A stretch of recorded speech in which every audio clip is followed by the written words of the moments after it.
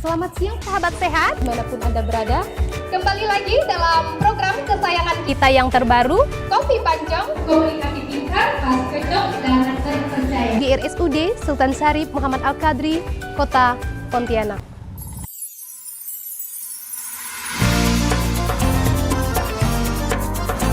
Anak mana mana? Biasa nih, kopi dong.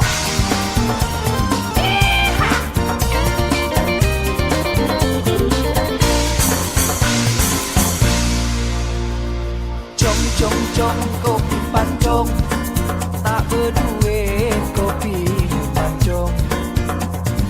Cong cong cong kopi pancong, mau irit kopi pancong. Selamat pagi sahabat sehat, kembali lagi dalam program kesayangan kita, Kopi Pancong, komunikasi pintar, pas cocok, dan terpercaya. Bahas tuntas sampai puas. Senang sekali saya Natali dapat menjumpai sahabat sehat dalam program hari ini, yaitu edisi khusus dalam memperingati bulan fisioterapi yang jatuh pada tanggal 10 Juni tahun 2023. Nah, sahabat sehat, adapun tema kita pada hari ini yaitu mengenai LBP, yaitu low back pain atau sakit pinggang, yang sering disebutnya itu sakit pinggang ya. Nah, untuk membahas topik kita lebih lanjut, di sini telah hadir bersama saya ahli fisioterapi yang bekerja di RSUD Sultan Syarif Muhammad Al-Qadri, Kota Pontianak, yaitu Pak Sudrajat AMF dan Ibu Dewi Larasati Tristiana AMF ya. Selamat pagi Bapak.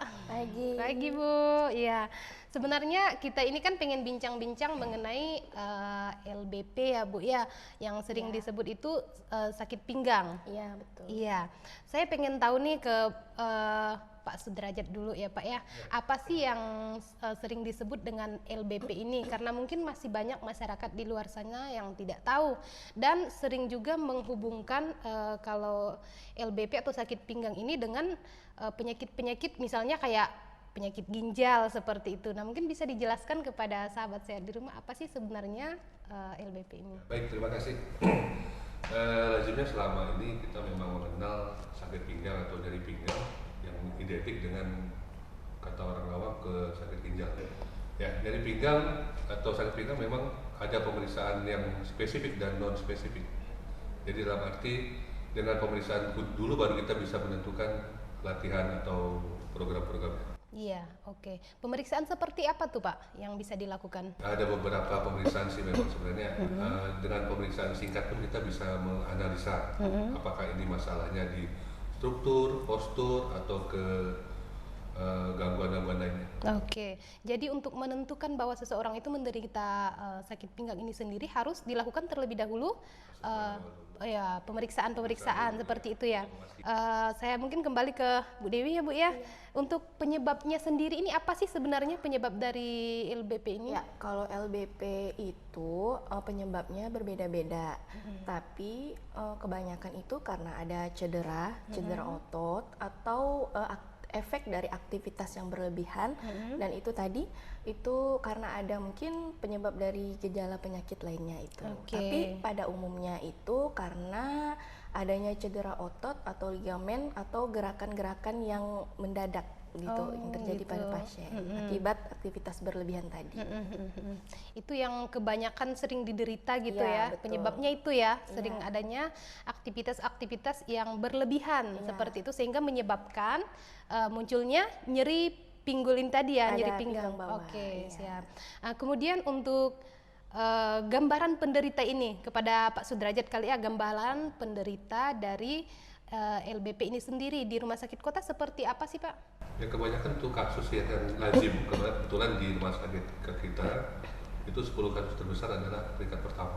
Oh, dari 10 penyakitnya Ya. yang ada di rumah Ada sakit, di ruang dia peringkat pertama. kasus terbanyak di antara 10 kasus. Banyak banget ya berarti ya. Dan dengan konteks bervariasi, walaupun sama-sama nyeri pinggang dengan kasus yang berbeda. Oke. Kemudian untuk ini, apa usia rentan yang terkena penyakit ini kisaran berapa? Usianya itu mungkin dewasa muda ya, 45 sampai 60 tahun ke atas sih. 45 sampai? Iya. Oke. Tapi tidak menutup kemungkinan sih juga sekarang banyak terjadi penyakit pinggang tuh pada usia-usia di bawah 30 tahun Sudah merasa. Baik, untuk gejala sakit pinggang ini sendiri apa sih yang tanda-tanda yang bisa kita lihat atau mungkin dirasakan oleh sahabat sehat di rumah, mungkin bisa berbagi? Ya, gejalanya itu biasanya nyeri atau pegal-pegal di daerah sekitar punggung bawah, terutama itu otot-ototnya. Bisa juga di bagian biasa terasa di bokong atau sampai kaki. Dan terasa kesemutan juga bisa. Oh, itu tanda-tandanya ya. Tanda-tanda yang sering itu dirasakan oleh para penderita seperti itu betul. ya. Baik. Tambahan mungkin Ya. dari sisi postur ya, postur dari masing-masing orang juga mungkin bisa mencetus nyeri pinggang. Kebiasaan yang lama, duduk lama atau aktivitas yang lama itu bisa mengganggu posturnya sebenarnya. Kalau udah ada nyeri pinggang bisa menambah kakinya mungkin lebih buruk lagi. Oh, seperti itu. Jadi posisi duduk di saat bekerja itu bisa memperparah jadinya. Oh, mendukung. Semakin jeleknya posturnya. Aktivitas yang berdiri, duduk yang terlalu lama juga bisa memperparah, memperburuk postur yang salah, seperti mengangkat beban yang salah itu juga bisa mengakibatkan tadi low back pain. Iya. Jadi yang disarankan itu kayak misalnya posisi bekerja kadang mungkin ya, yang lama itu yang baik seperti apa sih sebenarnya posisi saat duduk? Ya, seperti yang kita duduk ini udah baik sebenarnya. Oh, gitu. Ya, kadang-kadang kan kalau yang dominan bekerja di depan komputer, pegang mouse yang terlalu lama sampai berjam-jam itu juga jadi masalah juga sebenarnya. Iya. Jadi ada kerja statik dari salah satu alat penggerak tubuh. Statik kan pegang mouse segala macam itu ya tegangnya di daerah yang Iya, baik. Jadi untuk cara mengatasinya itu seperti apa sih? Ibu Dewi lah ya menjelaskan cara mengatasi jika penderita ini sudah menderita lama mungkin ya, sudah sering terkena yang namanya BLP ini. Bagaimana sih cara mengatasinya supaya tidak terlalu parah? Biasanya itu harus menjaga sikap postur kita, jadi tidak usah terlalu membebani salah satu sisi.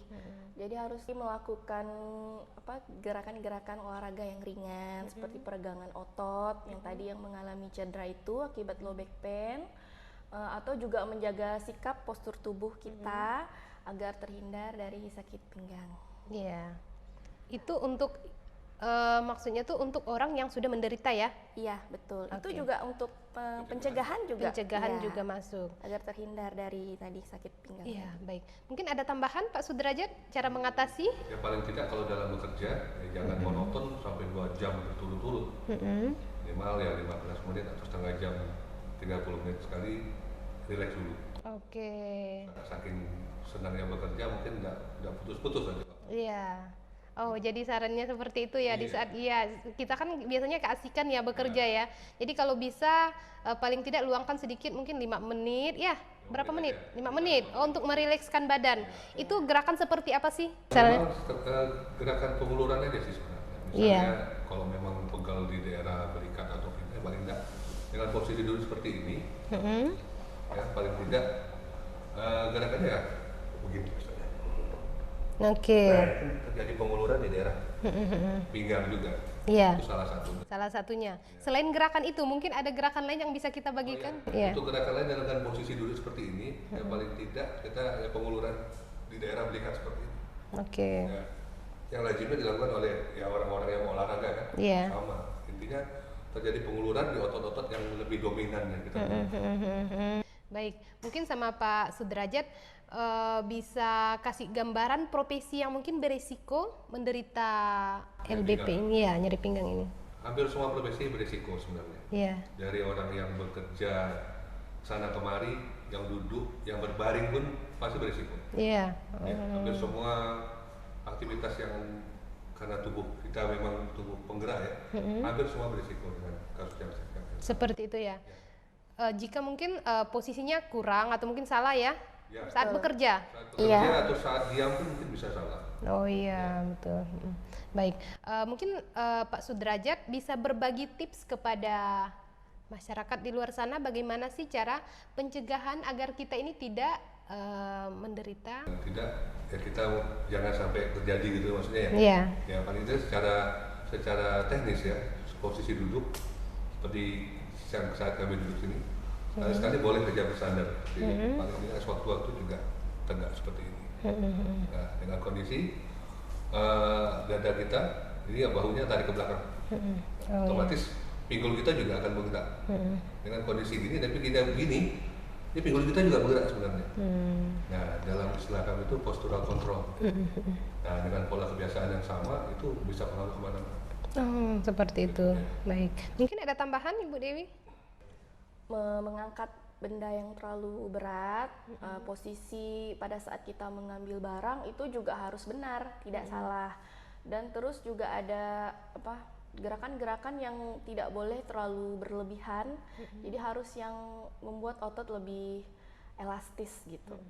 Lebih rileks ya, Iya, Bu ya. betul. Baik, kalau untuk aktivitas fisik itu bisa nggak mempengaruhi? Misalnya aktivitas fisik yang berlebihan. Iya bisa, kalau posisinya itu salah, posturnya itu salah tadi bisa menyebabkan sakit pinggang itu. Oh, ini kan banyak juga kasus yang kita temukan di masyarakat ini ya. Banyak anak muda tidak terpatok ke usia, mungkin 40 ke atas, bahkan ada anak muda yang misalnya suka melakukan aktivitas fisik olahraga seperti main futsal itu kan, voli. Itu juga saya pernah menemukan bahwa anak muda ini sudah menderita yang namanya tadi sakit pinggang. Itu apa termasuk LBP atau gimana? Ya, secara di awal tadi saya sampaikan bisa spesifik dan non spesifik gitu. Intinya kalau spesifik kita harus cek dulu nih, ini apakah memang murni dari pinggangnya atau dari cedera dari otot lain menjalar ke pinggang, itu juga bisa terjadi. Makanya harus ada pemeriksaan spesifik dan non spesifik saya sampaikan di awal tadi. Oke, sebelumnya pernah nggak menemukan kasus yang mungkin anak-anak muda seperti itu yang di bawah umur 40 tahun? Ada ya? Ada.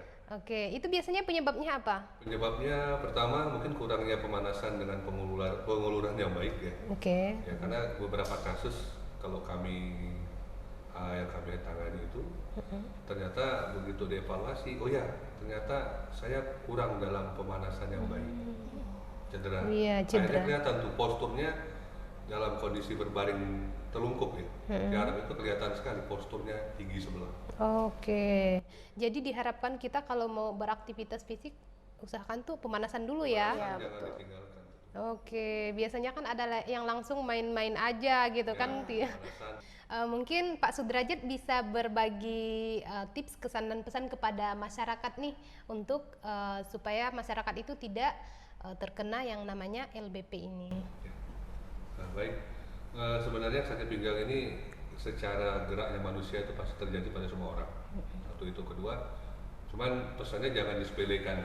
Iya. Hanya sakit sedikit dibiarkan, sudah lama baru mendatangi pelayanan kesehatan juga kurang baik juga. Gitu. Iya. Karena dengan sakit pinggang itu bisa berubah posturnya seseorang itu.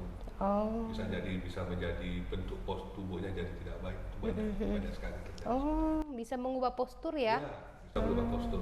Iya.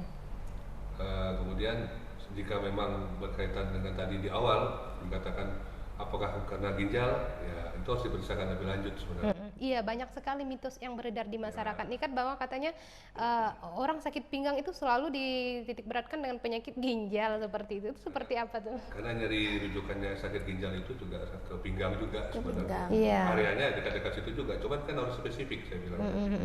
Jadi untuk menentukannya itu harus dilakukan pemeriksaan lebih lanjut. Oke. Karena memang ada sebagiannya, Pak ya. Jadi orang menderita sakit pinggang ini menderita ginjal juga seperti itu. Sakit ginjal, tapi itu cirinya itu dia sakit pinggang. Sakit pinggang. Iya, Oke, gitu. baik. Mungkin bisa ditambahkan Ibu pesan dan kesan kepada masyarakat? Ya tadi betul kata Pak Sudrajat, jangan menyepelekan sakit pinggang, jangan terlalu berlarut-larut. Jadi kalau misalnya memang udah merasa mengeluh sakit, nyeri di bagian punggung, bawah itu atau di bagian otot-otot sekitarnya, di perut itu juga harus segera periksakan ke vaskes terdekat. Baik, supaya tidak semakin parah ya. Iya, betul. Iya, karena tadi katanya bisa mengubah Postur yang postur. Oke, jadi jika dibiarkan berlama-lama gitu ya. Baik sahabat sehat, demikian informasi yang dapat kami sampaikan. Saya Natali dan kedua narasumber kita. Saya Sudrajat. Saya Dewi Larasati Tristiana. Pamit undur diri, sebelumnya kita pengen berpantun dulu. Oke. Pergi melancong ke Sungai Kapuas. Dengarkan Kopi Pancong, Anda pasti puas. Sampai jumpa di acara talk show Kopi Pancong selanjutnya. Dengan semangat sinergi, kontribusi, dan kolaborasi, mari bergerak untuk transformasi.